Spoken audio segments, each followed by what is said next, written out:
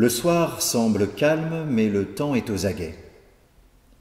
Monsieur Watanabe fouille dans ses poches comme si, en insistant un peu, les objets absents pouvaient se manifester. Ses étourderies sont de plus en plus fréquentes. Cette fois, il a laissé sa carte de métro sur la table, à côté de ses lunettes. Il visualise clairement les deux objets qui le narguent. Agacé, Watanabe se dirige vers une des machines.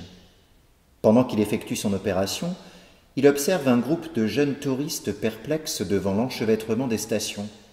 Les touristes font des calculs, des chiffres émergent de leurs lèvres, s'élèvent et se dissipent.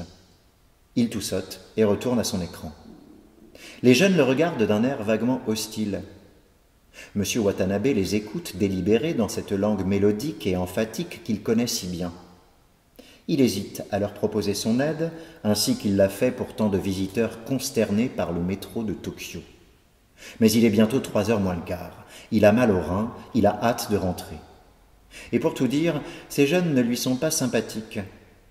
Il se demande s'il n'a pas complètement perdu l'habitude des cris et des gesticulations qui lui avaient semblé si libérateurs à une époque de sa vie.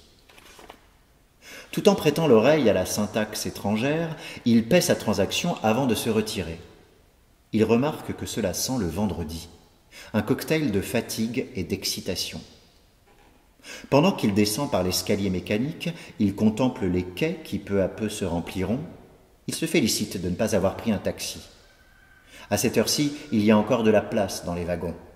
Il sait bien que les derniers passagers pousseront le dos de ceux qui sont montés avant eux et que les serviables employés viendront les pousser à leur tour, et ainsi de suite, jusqu'à ce que les portes coupent le flot comme si on scindait la mer. Nous pousser les uns les autres, se dit Watanabe, est une façon particulièrement sincère de communiquer. À cet instant précis, les marches de l'escalator commencent à vibrer. La vibration devient tremblement, et le tremblement évolue en franche secousse. Monsieur Watanabe est assailli par l'idée que rien de ce qui se produit autour de lui n'est en train de lui arriver réellement.